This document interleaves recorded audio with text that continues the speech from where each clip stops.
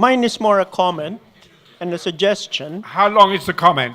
A few lines. Okay. A lot of spin is involved in history. And the major spin we've been using is the term terra nullius, empty land. So maybe at this point, let this be a historical occasion where we change the term terra nullius to terra foratus, which means stolen land. Remember the term terra foratus. Foratus, like ferocious. Terra foratus, stolen land. Thank you. Sure, thank you very much. You can leave early tonight. Okay. I have a brief question with a very brief preamble. Okay. Given Australia's genocidal history and treatment of our First Nations, the land theft, forcible expropriations, displacement, the stolen generations, the high rates of incarceration, systemic discrimination, entrenched inequality and racist persecution seemingly intrinsic to Australian society in its relations with the Aboriginal peoples, do you envisage a time in the not-too-distant future, despite the Australian government's superficial adherence to various international covenants and human rights targets, that Australia will see and warrant the same level of international opprobrium, condemnation and sanctions deservedly meted out to apartheid South Africa and Israel? I think that's an entirely open question, mate. I don't know if I've got an answer to that. I think it depends entirely on the level of struggle, doesn't it? You know, and I think the important thing to recognise is the way that the Aboriginal struggle historically has always been very much linked to the working class struggle. You know, if you look the late 1960s, the early 1970s, when you had, you know, big strike waves and organisation and this sort of thing, it was also when you had the radical black movement going forward and you had building workers willing to come out on strike to join demonstrations for land rights and say we're going to stand up and fight. And I think it's in that sort of a context where you've got a strong movement in Australia that's very visible and challenging, that the things like the international solidarity become meaningful. I mean, obviously it was, you know, there were international sanctions on South Africa, but there were also insurrectionary general strikes in South Africa, you know, and that you were relating to a struggle internally. So I do think that, yeah, I think what you say is, you know, obviously a vision that we want. We want, you know, the world to understand the level of injustice and to take action accordingly. But I do think that is reliant on what we can do here to really lift the extent to which there's mobilisation and a fight back. Look, just briefly, I think that the issue for us is that we have what I would say is a compliant media. And while different forms of media are bringing better forms of action and growing movements, I think that until Australians can stand up strongly to defend the rights of the First Nations, and every single one of us, as Paddy said, we need to build that movement here, and we do need sanctions or whatever to get the Aboriginal people out of jail, to get them, you know, rights and conditions which we take for granted. I think we live in this parallel universe where this all happens. And it's sort of considered to be, well, that's just how it is, you know, there's terrible, entrenched, endemic racism.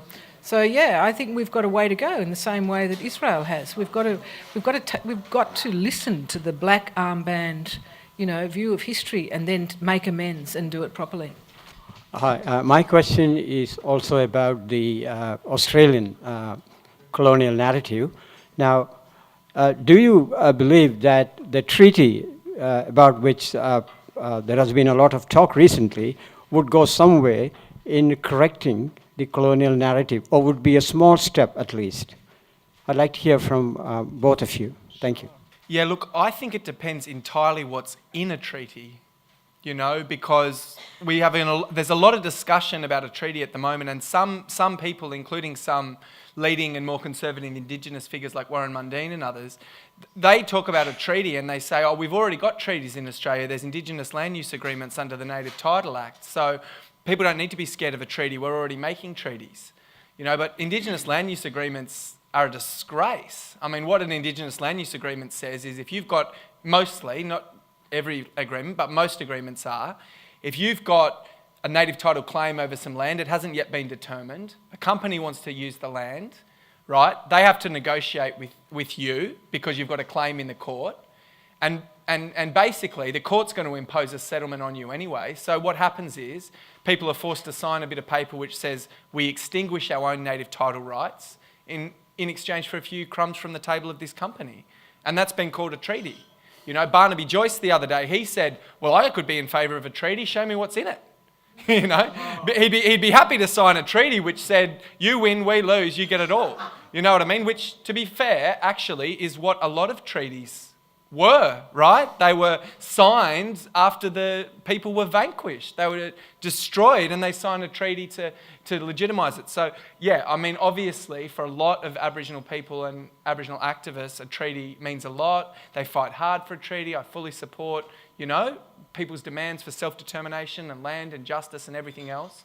You know, but I think we do have to, you've got to talk to the substance of what people want rather than necessarily just a treaty, because that could be anything really, I think. I really don't have anything to add to that. I mean, I think obviously it's important, it's very important, and it will go a long way if there was a treaty that was a real treaty with content.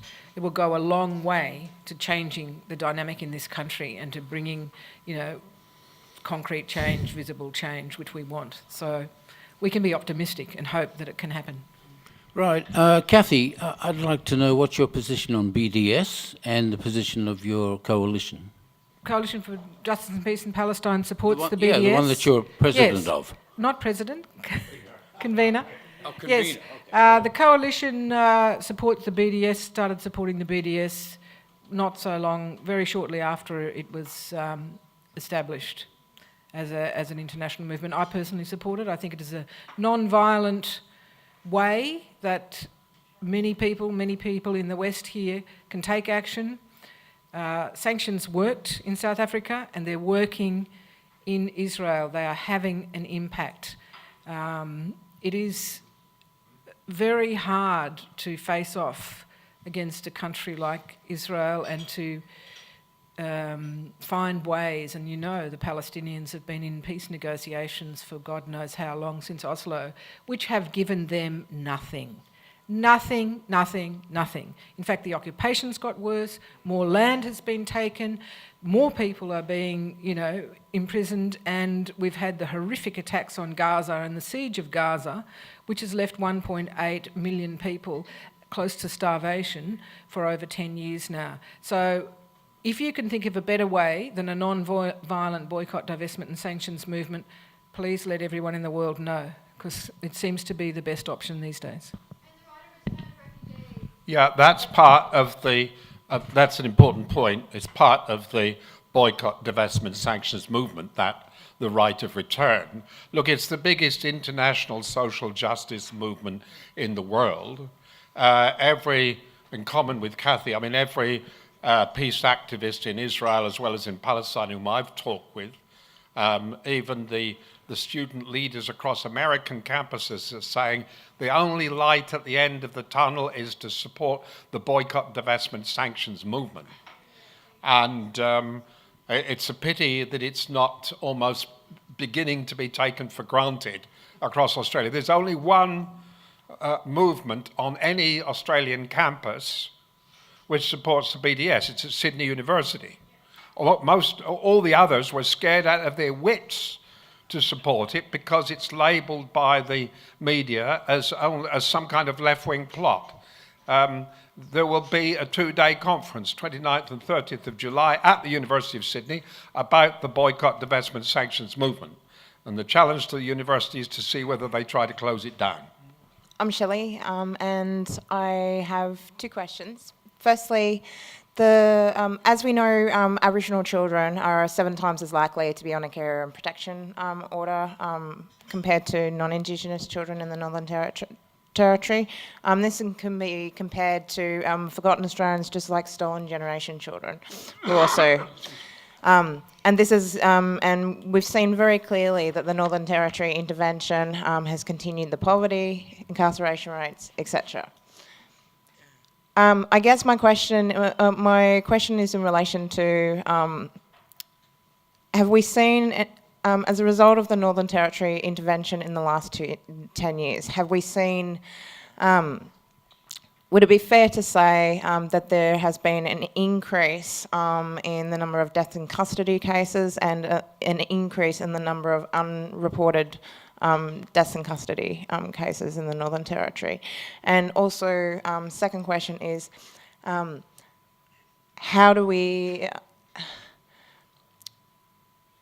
compare, what are the links, what are some examples of Northern Territory intervention that you could draw from, also linking with the Israeli-Palestine struggle? Yeah, thanks for the question. Just in terms of deaths in custody, I don't have figures for deaths in custody, but I'd put my money on that they've increased because the amount of people in prison has increased dramatically. And the main finding of the Royal Commission of the Aboriginal Death in Custody is that the reason why Aboriginal people die in custody so much more often is because they're so much more incarcerated. And so, like, the numbers have really jumped. There's about 650 Aboriginal men in prison in the Territory prior to the intervention. There's now 1,400.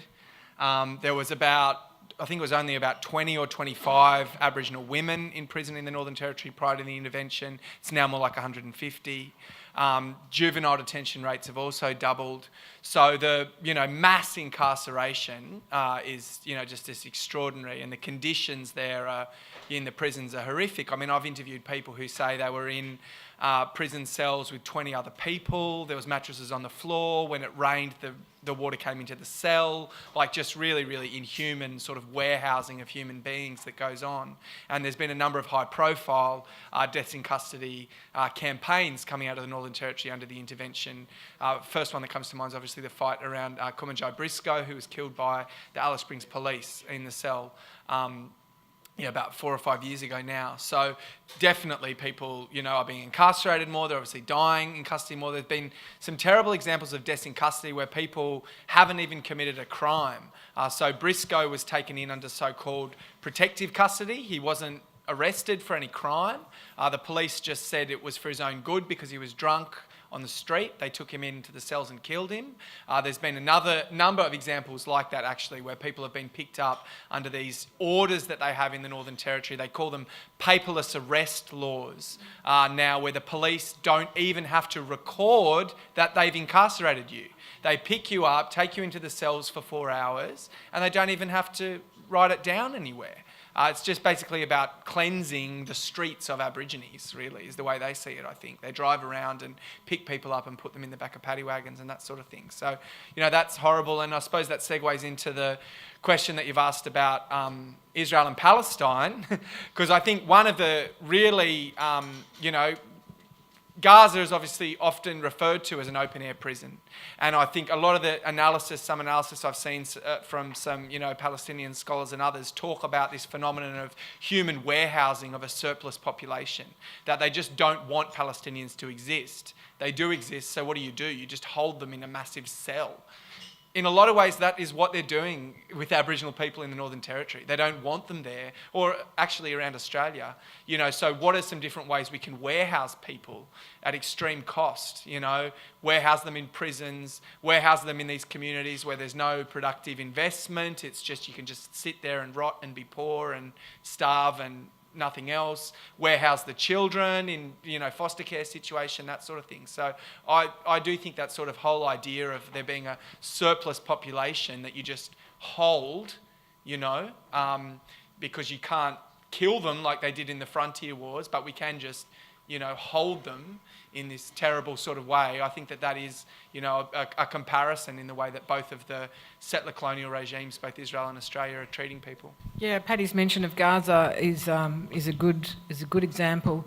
I mean, in Gaza, every item of food, clothing, anything from whatever that comes into Gaza goes through checkpoints and is controlled. The amount of food that comes in is controlled.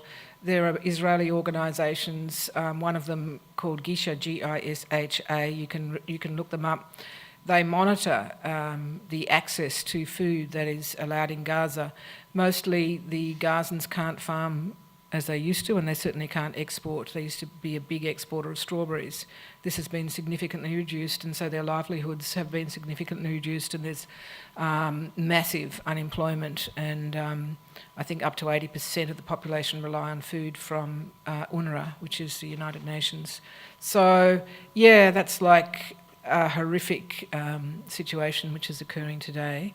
In the West Bank itself, yeah, there are these little pockets of towns which have been cut off by checkpoints and military soldiers where Palestinians can live, and they can, in some of the big cities, they can live quite freely, except when you know, the IDF may come in the middle of the night.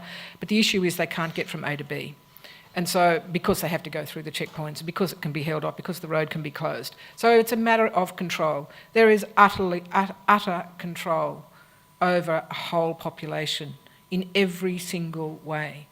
And I think that's what we're seeing in a way with the intervention. Like it's such, you know, taking control of people's lives and taking their choices away, not giving them any choices. So there are similarities, big ones. Hi.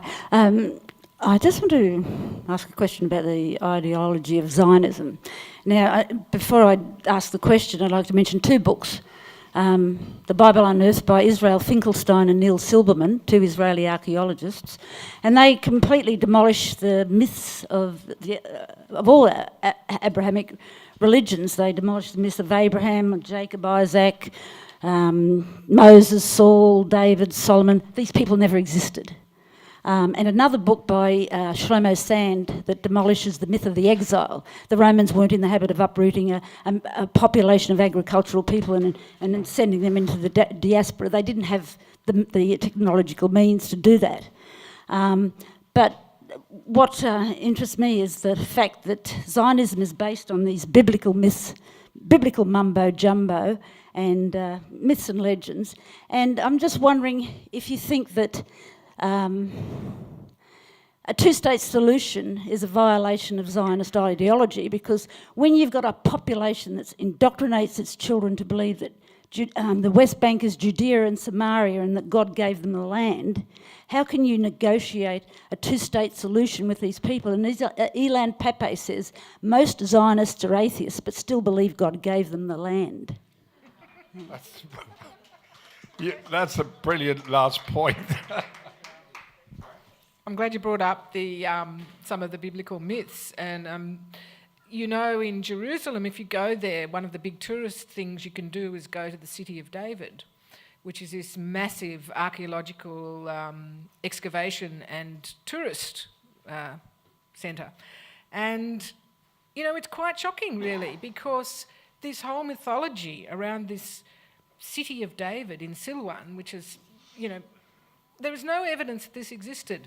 Very few archaeologists in the world will you know, support the thesis that's coming out of the Israeli government archaeologists.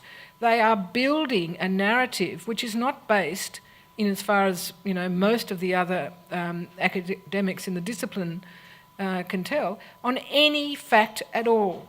So this is part of it. This is part of this extraordinarily, you know, comprehensive control of the narrative which comes in at this level, where you go to a city and you go to a tourist area and you look at an archaeological site and you think that what you're reading is true.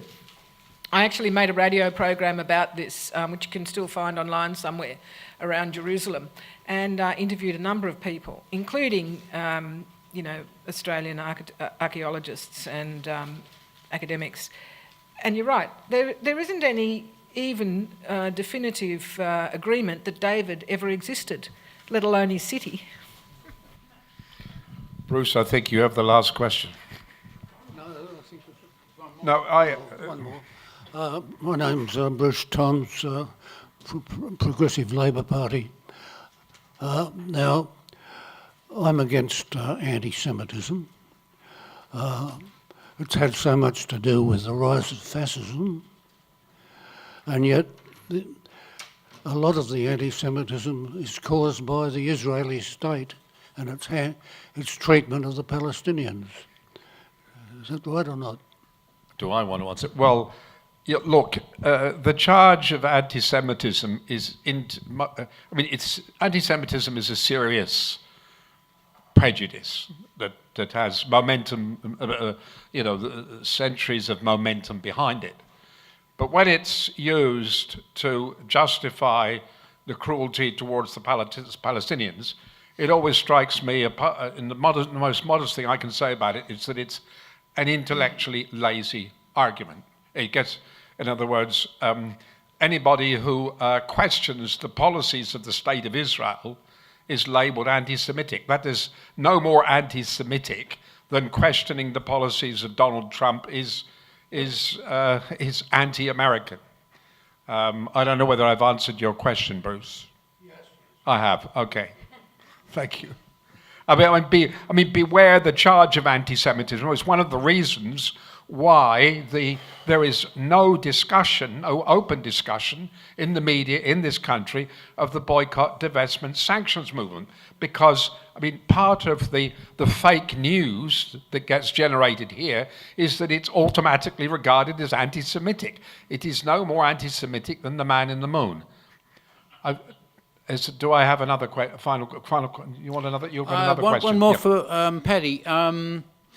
You're probably aware that there's a high rate of suicide among the young Aboriginals, right? Yeah.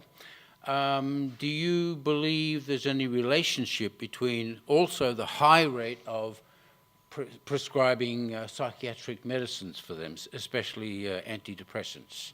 Is there a connection as far as you're concerned? There is, as far as I am, and many other people. Right. I'm In not other qualified words, to answer that. let me just finish. Yeah. There's a lot of people in the world who believe that the antidepressants, the main ones that are being overprescribed or massively prescribed in the world, actually create psychosis, which leads to suicide. Sure. I'm not qualified to talk about that. I have never, sort of looked at anything that the one thing I will say about the use of antidepressant medication and other medication, Ritalin and other things, is I know from my work that children who are taken into the foster care system are very, very often medicated when they're taken, and that's done without the consent of the parents. It's often done without actually looking at what might be the circumstances that this child's in, which is leading them to act out or have various, behavioural problems or whatever, that can be treated by actually, looking at the social environment that they're in, the trauma they've suffered, connecting with their family, etc., rather than doping them up on, various medications. And I know that there's, pardon? Young children, primary school age children, people, young primary school age children being given medication under the care of the department is a very, very common thing. And so I don't know if that, speaks at all to what you've said, but that is one thing I've come across in my work. Yeah. Okay, folks, I'm going to roll this up. Before I say something by way of summary, I've got a couple of commercials. First of all, and this mostly refers to events this coming Monday, the 19th of June. There is a rally for the much and easily forgotten Julian Assange in Martin Place outside the US consulate at 5 p.m. The same evening, but at 7, there's a meeting in the Leichhardt Town Hall concerning the proposal to privatise the bus system in this city. And as far as I understand it, the Greens have a meeting here at 3 p.m. on the Sunday to discuss that issue, among others. Okay. I think